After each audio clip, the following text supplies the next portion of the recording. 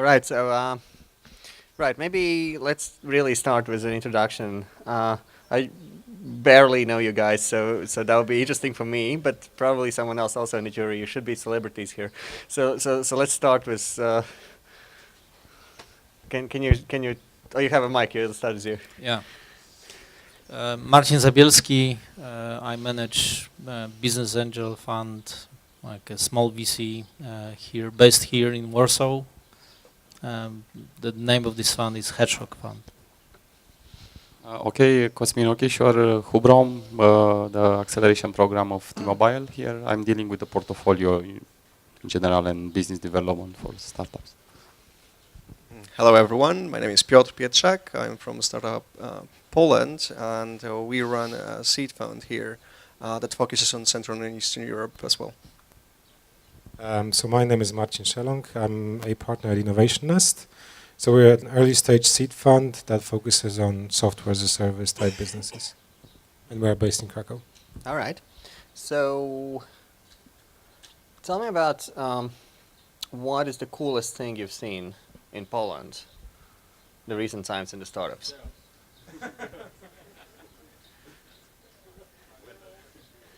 I can start. So I think there are multiple dimensions you can look at it. So from like the business perspective, I think companies like Brainly, Base, LiveChat, those are the things that are pretty interesting in terms of their growth rate and the success on the global market. In terms of things that are interesting, probably like Estimate with the beacons that they produce would be something interesting in terms of technology.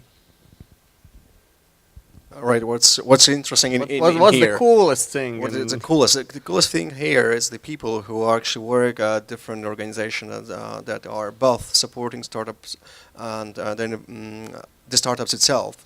And there's the success that you just mentioned, right? They are made by people, and what I believe personally is cool that there are people who want to do something, and they do, and they even try to do some failures to get some experience and then create something new. I like the openness of people. I like the idea of co-working and working together with different organizations as well. So yeah, that's it. This is something very good. It's not special to Poland, but it's very important to understand here in this region, we have very good people. Yeah, okay, this is a hard one for me because I'm doing mainly international stuff in Hubrom, so not very connected to Poland. But nevertheless, the thing which I believe it's very cool. It is to see these kind of things, these kind of events that attracts people. And this is not the only one. There are many things like this in Poland. I mean, I personally participate in a lot of them, and if people are interested, I think this is the best start to help this environment to grow. Now, okay, we can imagine, I mean, I can put some names there, but I think that's not the point. I think it's all the time to have this kind of cycles that, well, you don't have a success story and then nothing happened, you know. As long as there are people interested in starting a startup, in building a business, I think that's the most important part and very cool one. Yeah. I must agree with my predecessor. So I would say that Marcin just named a few startups which are, I would say, at least hot in Poland. I would add Dog Planner as well. From our point of view, I think we've got very talented people as well, engineers especially, or programmers, developers, and we are still a little bit cheaper than Western Europe, so we try to use it as our advantage. Okay. A bit more provocative question. So basically, all my questions will be somewhat targeted of why should startups raise money from you? Because I'm rather a huge fan of investors pitching startups because you got money, and if you had also the capacity of build 20 companies at the same time, you'll probably do that instead of putting that money into other people's companies. So, but usually what I'm looking for in investors is the story behind why did you start investing in companies, and maybe what's your sort of background before. And in the Pirate Summit side, we usually try to pull out those stories which you would likely not to share. So maybe if I may ask, what's your greatest failure it's you've done in your like sort of entrepreneurial or tech related or any other related kind of thing, as far as you are there to share? Okay, so I have to start with the failures probably. There were many, of course there were many. My biggest one was I started my first internet business during the first internet bubble, so it was a long, long time ago. We started to, we've opened internet online auctions, like eBay for in the 5 countries in Europe. We sold only one country. We just put into the ground 4 of them. So that's probably my biggest failure, but also the lesson. And why I started this one? It's probably because I was a little bit bored with what I was doing before. So I just co-created, let's say, internet online recruitment company, the biggest one in Poland and in Ukraine. And also we just started to look for our, because we had a few experiences with being entrepreneurs and also just building business. So I've started to organize our fund. And right now we try to use our entrepreneurial skills and knowledge and know-how, and as well as the investing experiences in Hedgehog Fund. Okay, so failures. Well, yeah. As an early stage investor, I mean, one of the most important things it is how to choose the people with which you work with. So when we started this thing in Krakow, this Hubrom, this corporate accelerator, I think we failed in a couple of times, like looking too much into the product and not enough into the people. So I know that everyone knows that, but it's you have to really to feel it and to know it like the hard way. I mean, we had even situations when we had like 2 founders which were like married, and they divorced after they got our investment, and the company fall apart. And I mean, I can continue with these kind of stories, but yeah, I think it was like we learned that thing like the hard way. Then the second point, I mean, is related to what we called our selling proposition, our competitive advantage, because we are a corporate accelerator. So basically we have a connection to this big group called Deutsche Telekom, and we say all the time to the people that we can offer them connections there and so on. We started from the idea to let's say embrace the companies with let's say the power of this group, but not to squeeze them, to the death. And in some cases, I mean, we knew some of us and me personally, and some of the colleagues that corporate usually is not very fast, and we almost killed the company once because they put basically all their, let's say, all the eggs in one single basket. I mean, they were looking to have Deutsche Telekom as a partner, but the things were that slow. They went in like in some cash problems just because the things were very, very slow. But eventually, I mean, things in this case has a happy end. But it was like, yeah, I mean, when your greatest advantage can turn actually in a disadvantage. And we have, I mean, what we learn from here is to keep the balance. And oh. That's another failure. Yeah, this is for YouTube, for fail army or something like that. Is there a military airport somewhere nearby or something? Because I saw, okay, this one is passenger plane, but before I saw like maybe 3 military planes flying over this yard. Is there like something, secret objects? I don't know, let's hope they don't fail or anything like that. Oh no, this is flying pretty high there. Okay, how about you? Sorry. Yes. That was fun. So maybe from where I'm coming from advisory. So most of my life I worked as an advisor to investors, and then I decided to simply change the sides and join a group of people who are very enthusiastic of what they're doing. And what we do actually together is we have created an investment fund that focuses on Central and Eastern Europe, and we claim that we can get people into Poland and help them create good businesses here. And this is something that actually made me very proud of what we do. And nobody wants to talk about the failures, and yes, we did. We did, and personally I also made some investment decisions that were failure.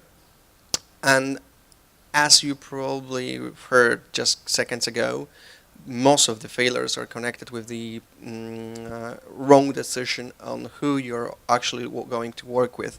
So personal problems, personal conflicts, this is the problem that we as investors face on a daily basis, and our job is to actually get the hands on and try to, we already are in the company, then we try to actually restructure the team or change something, make decisions, hard decisions to fire people, but then there's a chance to actually improve the situation. Otherwise, the company goes down.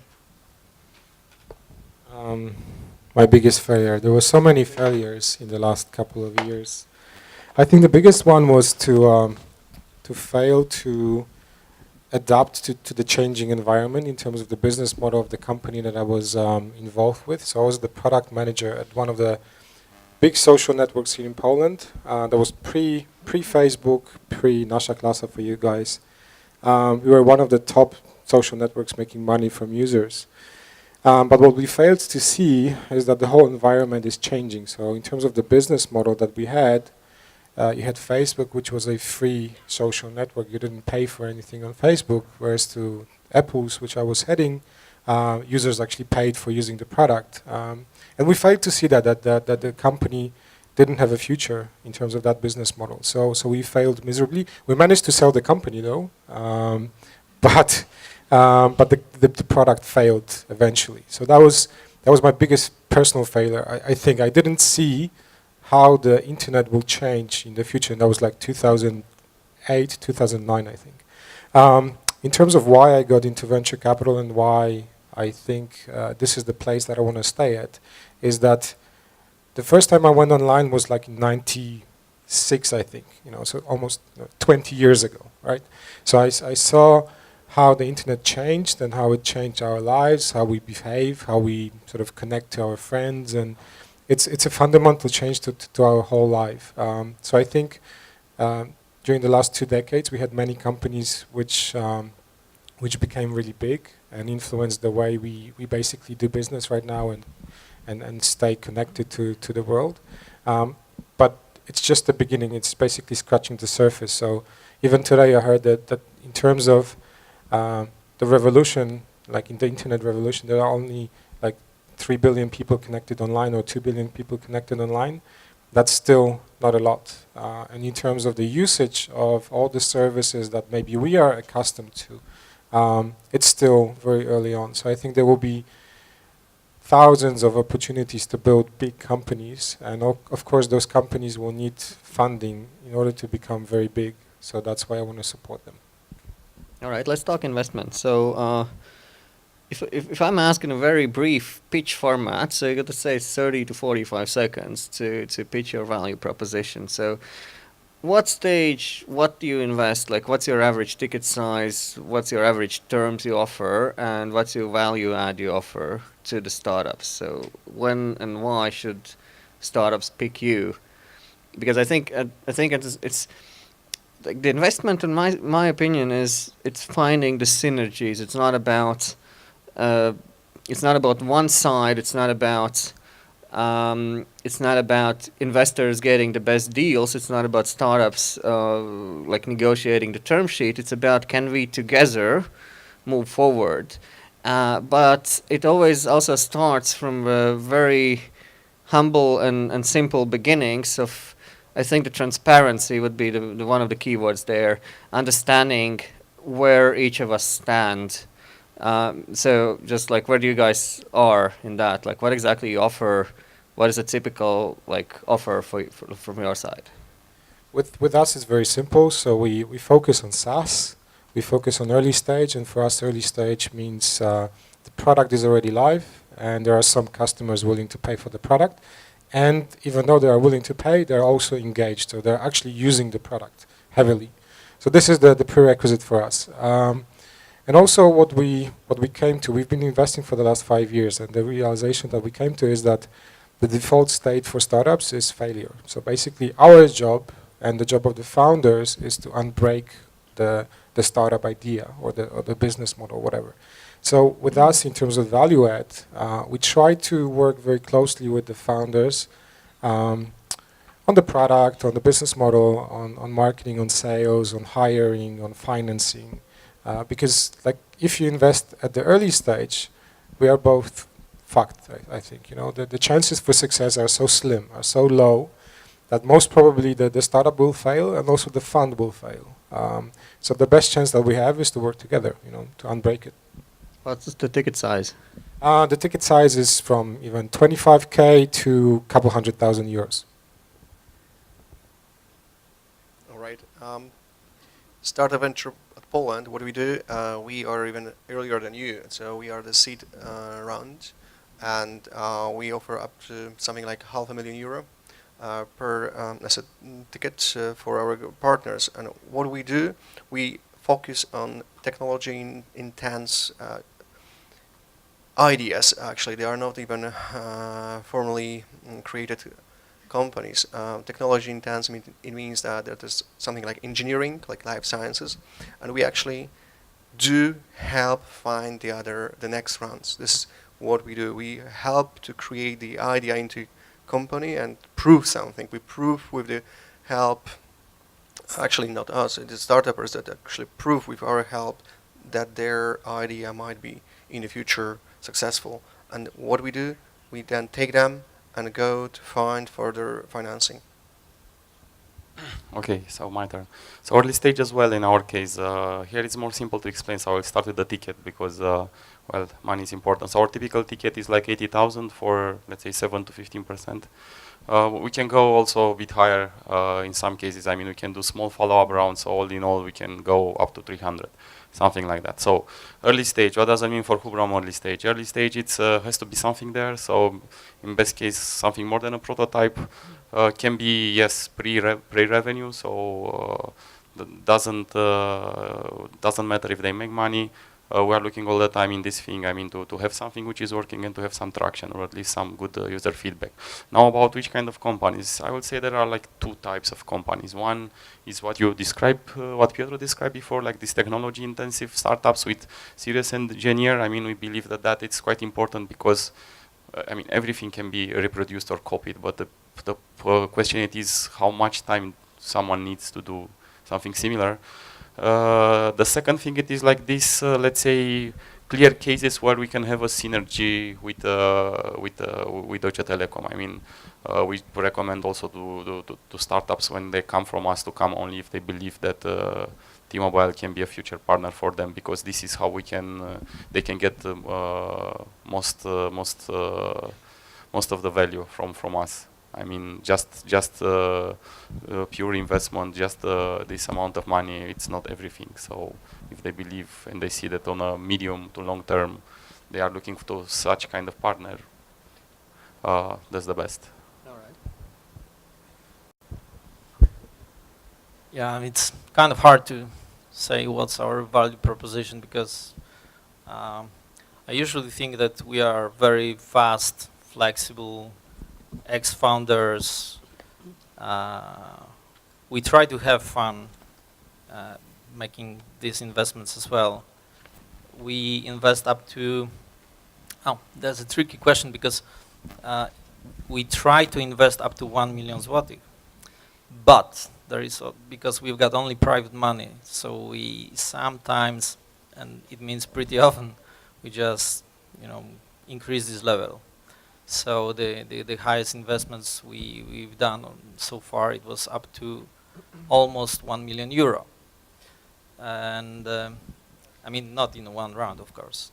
So I would say our value proposition is that we are fast, flexible, and of course much more handsome than the other guys. Did I say loud? Oh, sure. All right, so I think we've reached a time when we have the pretty high number of accelerators per startups available in Europe. I think I think every decent city has at least one, and every decent government is thinking to start an accelerator. Every venture fund has looked into that or been somewhat connected with one of. What's your take on accelerators now? I mean, in the stage where I've seen too many mediocre and not exactly well performing acceleration programs, and some of them pretty good. How do you see if you would now have a portfolio company and they would say, you know what, like we took this money from you. Sometimes being an accelerator might as well mean a down round if depends on the terms or just like as a co-investor and like probably on different terms, probably on similar terms. Which would be the two probably three accelerators you would say, okay, these are the good guys, go there. What would you expect from accelerator, and which would you say is okay, and or at all would you think this is still a valid way to go? Maybe. You mean in Poland or generally? No, totally anywhere in the world. Because in Poland, from my perspective, I do not see so many accelerators. I mean, the projects coming to us, they usually do not have the experience with accelerators. Of course, there are some very good accelerators like 500 startups, Y incubator, etc. But here I do not have many experiences with the accelerators. That's my perspective. Before we go to you, I found a couple of limited edition Pirate Summit stickers in my pocket. If any of you have any questions after this, if you raise a hand, I'll give you one of the stickers in exchange for a question, so you can think of it. We don't get anything? Well, yeah, with the accelerator, I think it's a good thing to have so many programs, because it's just boosting the whole environment and so on. I know that you have also the other side of the coin, that it's very easy to take money, at least like let's call it pre-seed money even. I mean, depends how you see this definition. I mean, what we consider here like Series A in US, it's like seed. I mean, like a couple of hundreds of thousands, something like that. So yeah. As in any other industry, you have like a hand of big names which are really doing this job very well. They are doing this job very well, like in terms of the return of the investment. I mean, they are making money. I think most of the accelerators, they don't make money. Only these big ones like YC, 500, Techstars, AngelPad. I mean, we can maybe find another 2 or 3, but not others. So just to make money from the acceleration, it is kind of hard. This means that actually this business can go like, you don't have too many options how this can be developed. Either it's backed by some corpo, either it's backed by some public money. There is no other way. I mean, doing an acceleration program from private money and being cash positive and being very, very successful is very hard. I mean, just doing accelerator. Again, if you have a fund behind, I don't know, you have maybe a good example here in Europe, like it's this Pioneers Fund, which they actually have speed invest and so on. I mean, there is a way to go, but making money only from early stage investments, it's very hard. But nevertheless, it's very beneficial, I think, for overall for society and for the economy to have so many programs so far, because eventually. In couple of years, I mean, they will educate the market. They will create this this movement. People will be, I don't know, after they finish their university, maybe they will start to do, not maybe after they finish their university, maybe after some years of experience, they will try to do a business instead of looking for a, let's call it, safe job at Oracle or Microsoft or Telecom or whatever other big corpo. And yeah, that's the benefit of having this many. Right. I cannot agree more. There's in the local environment in here, accelerators are not that many. They are not backed by corporation or public capital. Actually, at our foundation at Startup Poland, we have decided to create something like a small acceleration program with the city of Warsaw. This is the Startup Hub Warsaw, and we are trying to do that kind of experience with the public money in here to make sure that using the money in the proper way to actually help people understand how to present the idea, how to pitch their idea, and how to create from idea into the presentation for example, investors. So yes, I agree. It's very hard to recommend in here some good acceleration programs, but please do check our webpage and see if you're interested to participate in the joint program of Warsaw. Okay. I think I represent a different view. So I think most accelerators are doing a different job than we all think. So when you're looking at the success rate, there are probably 3, maybe 5 accelerators worldwide that can honestly say that they've built, like they helped companies to grow to a large scale and exit. And that's YC, 500 startups, Techstars, Seedcamp, maybe AngelPad in San Francisco.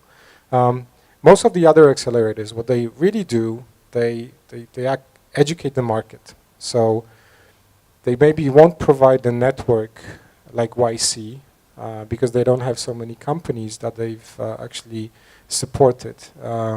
Maybe they don't offer